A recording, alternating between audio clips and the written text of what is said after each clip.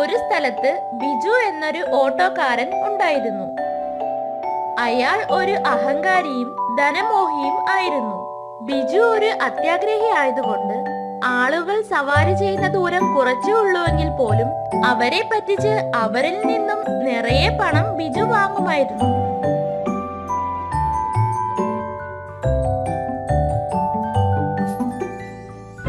അങ്ങനെ ഒരു ദിവസം ഓട്ടോ സ്റ്റാൻഡിലേക്ക് ഒരു വൃദ്ധനായ മനുഷ്യൻ വന്നു. മോനെ, എന്നെ ആ കവല വരെ ഒന്ന് ആക്കാമോ? അവിടം വരെ പോകുന്നതിന് എത്ര രൂപയാ മോനെ? 30 രൂപ. 15 രൂപയല്ലേ ഉണ്ടായിരുന്നുള്ളൂ? ഇല്ല ഇല്ല, ഓട്ടോ ചാർജ് ഒക്കെ ഇപ്പോൾ വർദ്ധിച്ചു. എങ്കിൽ ശരി, ഞാൻ വേറെ ഏതെങ്കിലും ഓട്ടോയിൽ പൊയ്ക്കൊള്ളാം. ആ വയസ്സായ മനുഷ്യൻ ബിജുവിന്റെ അടുക്കലേക്ക് വന്ന് തന്നെ ആ കവല വരെ ആക്കാമോ എന്ന് ചോദിച്ചു. അമ്മാവൻ വിഷമിക്കേണ്ട, ധൈര്യമായി കേറിക്കോ, ഞാൻ അമ്മാവനെ കൊണ്ടാക്കാം. ആ വയസ്സായ മനുഷ്യനോട് സവാരിക്ക് എത്ര രൂപയാകുമെന്ന് പറയാതെ അദ്ദേഹത്തെയും കൊണ്ട് ബിജു സവാരി തുടങ്ങി.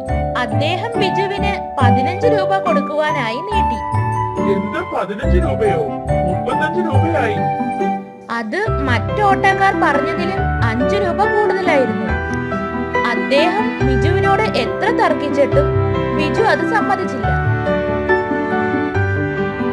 നിന്റെ അടുത്ത് തർക്കിച്ചിട്ട് യാതൊരു കാര്യവുമില്ല. ഇന്നാ നിന്റെ 35 രൂപ. നിന്നോട് സംസാരിച്ച് ഞാൻ ആകെ ക്ഷീണിച്ചു. ഇനി മേലാ നിന്റെ ഓട്ടോയിൽ ഞാൻ കയറില്ല. അദ്ദേഹം പറഞ്ഞതൊന്നും ബിജു ശ്രദ്ധിച്ചില്ല.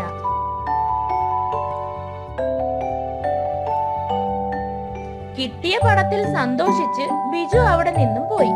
എല്ലാ ദിവസവും ബിജു ഇങ്ങനെ തന്നെ നാട്ടുകാരെ പറ്റിച്ച് പണമുണ്ടാക്കി. കൂടെയുള്ള ഓട്ടോക്കാർക്കൊന്നും ബിജുവിന്റെ ഈ സ്വഭാവത്തെ പറ്റി അറിയില്ലായിരുന്നു. എടാ ബിജു, നീ എന്തിനാ എല്ലാവരുടെയും കയ്യിൽ നിന്നും ഇത്ര കുറച്ച് പണം സവാരിക്ക് വാങ്ങുന്നത്? ഇങ്ങനെ ആളുകളെ സഹായിച്ചാൽ നിനക്ക് ഒരു ലാഭവും കിട്ടത്തില്ലടാ. തന്റെ സുഹൃത്തുക്കൾ തന്നെ കുറിച്ച് ഇങ്ങനെയൊക്കെയാണല്ലോ വിചാരിച്ചിരിക്കുന്നതെന്ന് ചിന്തിച്ച് ബിജുവിന് ഉള്ളിൽ സന്തോഷമായി. ബിജു ഇങ്ങനെ സമ്പാദിച്ച പണം വീട്ടു ചെലവിനായി കുറച്ചെടുത്ത ശേഷം ബാക്കിയുള്ള പണം സൂക്ഷിച്ചു വെച്ച് ഒരു പുതിയ ഓട്ടോ വാങ്ങി. ആ പുതിയ ഓട്ടോയുമായി ബിജു സ്റ്റാൻഡിലേക്ക് എത്തി. ബിജുവിന്റെ പുതിയ ഓട്ടോ കണ്ട് അവിടെയുള്ളവരെല്ലാം ഞെട്ടി. യാത്രക്കാരുടെ കയ്യിൽ നിന്നും ഇത്ര കുറച്ച് പണം വാങ്ങിയിട്ടും ഇവൻ ഇത്ര പെട്ടെന്ന് എങ്ങനെ ഒരു പുതിയ ഓട്ടോ വാങ്ങി? ബിജു പുതിയ ഓട്ടോ വാങ്ങിയ കാര്യം ഞാൻ അറിഞ്ഞു. നിങ്ങളെപ്പോലെ ഓട്ടോ ഓടിച്ചു തന്നെയല്ലേ അവനും ജീവിക്കുന്നത്. എന്നിട്ട് നിങ്ങൾക്ക് എന്താ അവനെ പോലെ പണം സമ്പാദിക്കാൻ കഴിയാത്തത്?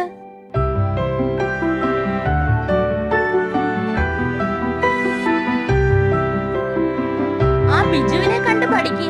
അവൻ എല്ലാവരുടെയും കയ്യിൽ നിന്നും അധിക ഓട്ടോ കൂലി വാങ്ങി ഇപ്പോൾ പുതിയ ഓട്ടോ വാങ്ങിയത് കണ്ടോ? നിങ്ങൾക്കും അങ്ങനെ ചെയ്താൽ എന്താ?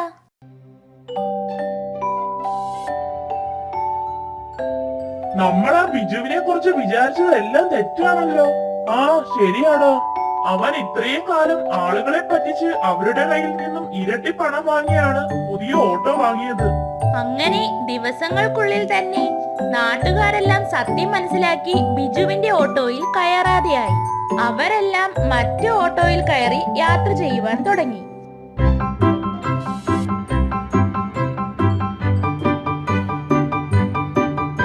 ബിജുവിന്റെ ഓട്ടോ സുഹൃത്തുക്കൾ ആരും അവനോട് മിണ്ടിയതേയില്ല. ഒരു സവാരി പോലും കിട്ടാതെ ബിജുവിന്റെ കയ്യിലുള്ള പണമെല്ലാം തീർന്നു. ബിജു ആകെ വിഷമത്തിലായി. അങ്ങനെ മഴക്കാലത്ത് പോലും ബിജു ഓട്ടോയുമായി സ്റ്റാൻഡിലെത്തി. ആ സമയത്ത് മറ്റു ഓട്ടോക്കാരൊന്നും സവാരിക്ക് പോകില്ലായിരുന്നു. അത് മുതലെടുത്ത് ആളുകളെ പറ്റിച്ച് പണമുണ്ടാക്കാമെന്ന് ബിജു കണക്ക് കൂട്ടി. അങ്ങനെ പെരുമഴയത്ത് കട്ടർ പോലും വകവയ്ക്കാതെ ഓട്ടോ ഓടിച്ചതിനാൽ ബിജുവിന്റെ ഓട്ടോയുടെ എഞ്ചിൻ കംപ്ലൈന്റ് ആയി. അങ്ങനെ അയാൾ അത് നന്നാക്കുവാനായി വർക്ക്ഷോപ്പിൽ കൊടുത്തു. കുറച്ചു ദിവസം കഴിഞ്ഞ് തന്റെ ഓട്ടോ വാങ്ങാനായി ബിജു വർക്ക്ഷോപ്പിലേക്ക് വന്നു. ബിജു, നിന്റെ ഓട്ടോയുടെ പണിയെല്ലാം പൂർത്തിയായി. മൊത്തം 4000 രൂപയായിട്ടുണ്ട്. എന്ത് 4000 രൂപയോ? 1500 രൂപയോ ആകത്തോളന്നല്ലേ നീ എന്നോട് പറഞ്ഞത്? അല്ല ബിജു, ഓട്ടോയിൽ പ്രതീക്ഷിച്ചതിൽ കൂടുതൽ പണിയുണ്ടായിരുന്നു. ഞാൻ ഇത്രയും പണമൊന്നും തരില്ല. അങ്ങനെയെങ്കിൽ ഞാനും നിന്റെ ഓട്ടോ തരില്ല. പണം കൊണ്ടുവന്നിട്ട് നീ ഈ ഓട്ടോയുമായി പോയാൽ മതി. നീ നാട്ടുകാരിൽ നിന്നും അധികം പണം വാങ്ങുമായിരുന്നല്ലോ. പിന്നെന്താ ഞാൻ ചിലവാക്കിയ കാശ് തരാൻ നിനക്കെത്ര മടി?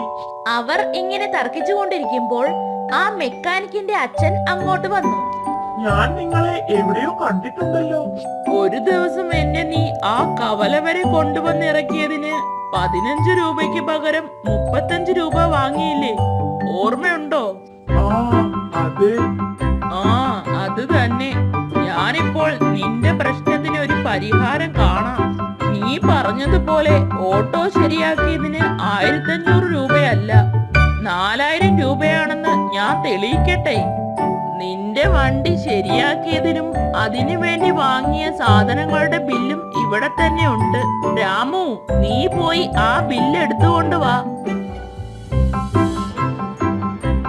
അങ്ങനെ അദ്ദേഹം ആ ബില്ല് ബിജുവിന്റെ മുന്നിൽ വെച്ച് തന്നെ കണക്ക് കൂട്ടി 3500 രൂപ ആണെന്ന് അയാളോട് പറഞ്ഞു. എന്റെ മകൻ കള്ളമല്ല പറഞ്ഞത്. നിന്നെ പറ്റിക്കാനും ശ്രമിച്ചിട്ടില്ല.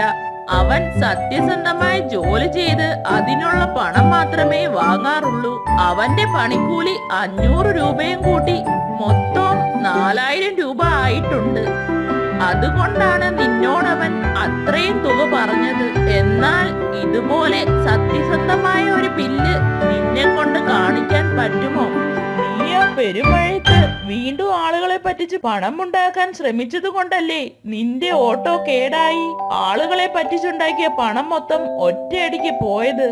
ജീവിതത്തിൽ ഒരു തെറ്റ് ചെയ്തു കഴിഞ്ഞാൽ അത് തിരുത്താൻ വളരെ പാടാണ്. അതുകൊണ്ടാണ് ആരും നിന്റെ ഓട്ടോയിൽ ഇപ്പോൾ കയറാതെ ആയത്. ഇനിയെങ്കിലും നീ മറ്റുള്ളവരെ പറ്റിച്ച് പണം ഉണ്ടാക്കാതെ നിന്റെ തെറ്റ് തിരിച്ചറിഞ്ഞ് നല്ലതുപോലെ ജീവിക്കാൻ ശ്രമിക്കേ.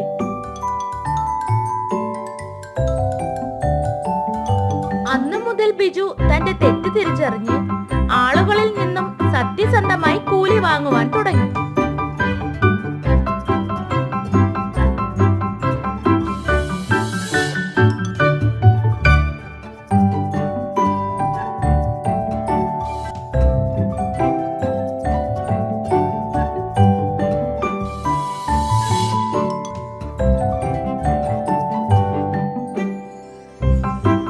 ഒരു സ്ഥലത്ത് ബിജു എന്നൊരു ഓട്ടോക്കാരൻ ഉണ്ടായിരുന്നു. അയാൾ ഒരു അഹങ്കാരിയും ധനമോഹിയും ആയിരുന്നു. ബിജു ഒരു അത്യാഗ്രഹി ആയതുകൊണ്ട് ആളുകൾ സവാരി ചെയ്യുന്ന ദൂരം കുറച്ചേ ഉള്ളുവെങ്കിൽ പോലും അവരെ പറ്റിച്ച് അവരിൽ നിന്നും നിറയെ പണം ബിജു വാങ്ങുമായിരുന്നു.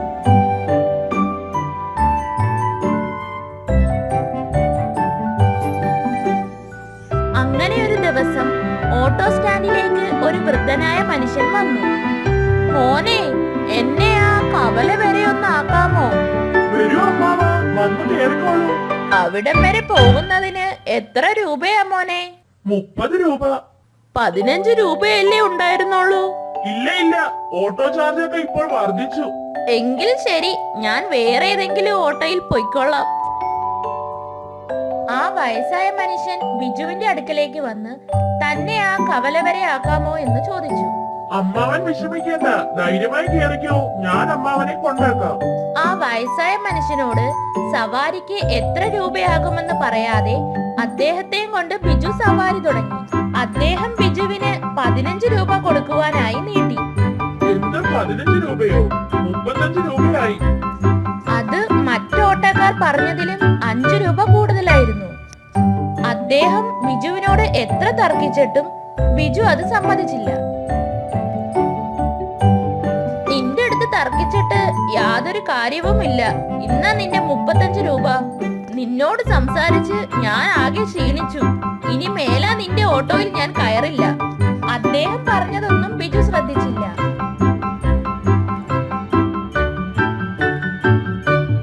കിട്ടിയ പണത്തിൽ സന്തോഷിച്ച് ബിജു അവിടെ നിന്നും പോയി. എല്ലാ ദിവസവും ബിജു ഇങ്ങനെ തന്നെ നാട്ടുകാരെ പറ്റിച്ച് പണമുണ്ടാക്കി. കൂടെയുള്ള ഓട്ടോക്കാർക്കൊന്നും ബിജുവിന്റെ ഈ സ്വഭാവത്തെ പറ്റി അറിയില്ലായിരുന്നു. എടാ ബിജു, നീ എന്തിനാ എല്ലാവരുടെയും കയ്യിൽ നിന്നും ഇത്ര കുറച്ച് പണം സവാരിക്ക് വാങ്ങുന്നത്? ഇങ്ങനെ ആളുകളെ സഹായിച്ചാൽ നിനക്ക് ഒരു ലാഭവും കിട്ടത്തില്ലടാ. തന്റെ സുഹൃത്തുക്കൾ തന്നെ കുറിച്ച് ഇങ്ങനെയൊക്കെയാണല്ലോ വിചാരിച്ചിരിക്കുന്നതെന്ന് ചിന്തിച്ച് ബിജുവിന് ഉള്ളിൽ സന്തോഷമായി. ബിജു ഇങ്ങനെ സമ്പാദിച്ച പണം വീട്ടുചിലവിനായി കുറച്ചെടുത്ത ശേഷം ബാക്കിയുള്ള പണം സൂക്ഷിച്ചു വെച്ച് ഒരു പുതിയ ഓട്ടോ വാങ്ങി. ആ പുതിയ ഓട്ടോയുമായി ബിജു സ്റ്റാൻഡിലേക്ക് എത്തി. ബിജുവിന്റെ പുതിയ ഓട്ടോ കണ്ട് അവിടെയുള്ളവരെല്ലാം ഞെട്ടി. യാത്രക്കാരുടെ കയ്യിൽ നിന്നും ഇത്ര കുറച്ച് പണം വാങ്ങിയിട്ടും ഇവൻ ഇത്ര പെട്ടെന്ന് എങ്ങനെ ഒരു പുതിയ ഓട്ടോ വാങ്ങി? ബിജു പുതിയ ഓട്ടോ വാങ്ങിയ കാര്യം ഞാൻ അറിഞ്ഞു. നിങ്ങളെ പോലെ ഓട്ടോ ഓടിച്ചു തന്നെയല്ലേ അവനും ജീവിക്കുന്നത്. എന്നിട്ട് നിങ്ങൾക്ക് എന്താ അവനെ പോലെ പണം സമ്പാദിക്കാൻ കഴിയാത്തത്?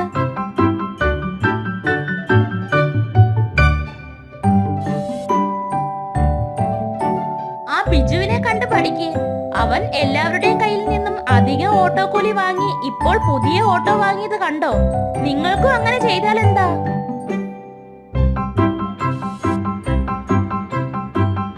നമ്മൾ ആ ബിജുവിനെ കുറിച്ച് വിചാരിച്ചതെല്ലാം തെറ്റാണല്ലോ. ആ ശരിയാണോ, അവൻ ഇത്രയും കാലം ആളുകളെ പറ്റിച്ച് അവരുടെ കയ്യിൽ നിന്നും ഇരട്ടി പണം വാങ്ങിയാണ് പുതിയ ഓട്ടോ വാങ്ങിയത്. അങ്ങനെ ദിവസങ്ങൾക്കുള്ളിൽ തന്നെ നാട്ടുകാരെല്ലാം സത്യം മനസ്സിലാക്കി ബിജുവിന്റെ ഓട്ടോയിൽ കയറാതെയായി. അവരെല്ലാം മറ്റു ഓട്ടോയിൽ കയറി യാത്ര ചെയ്യുവാൻ തുടങ്ങി.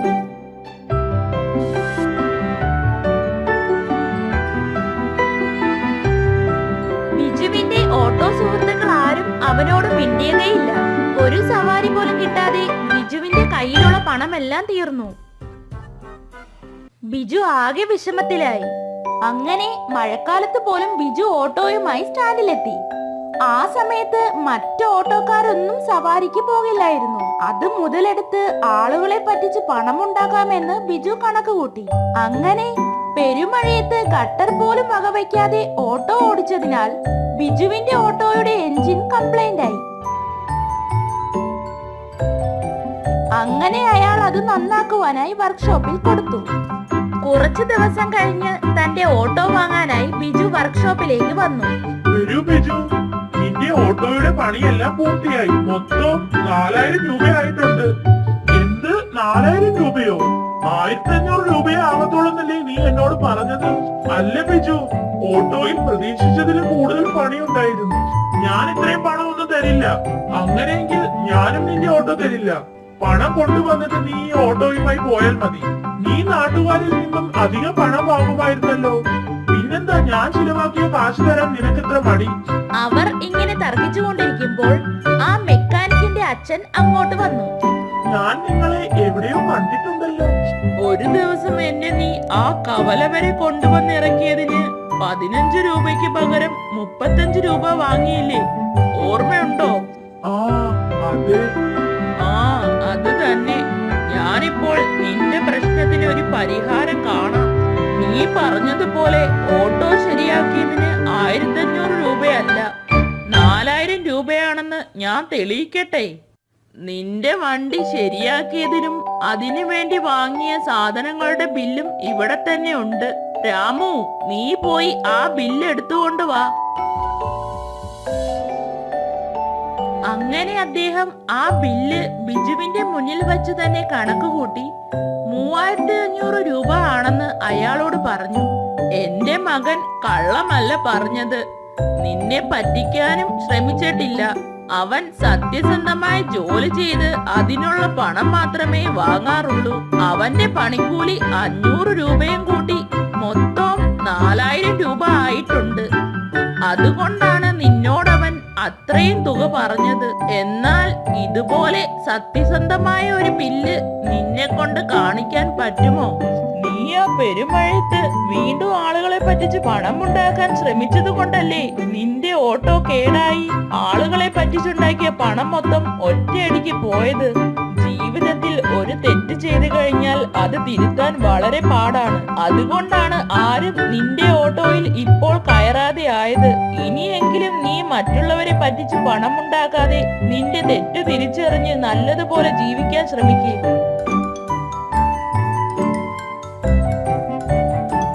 അന്നു മുതൽ ബിജു തന്റെ തെറ്റ് തിരിച്ചറിഞ്ഞ് ആളുകളിൽ നിന്നും സത്യസന്ധമായി കൂലി വാങ്ങുവാൻ തുടങ്ങി.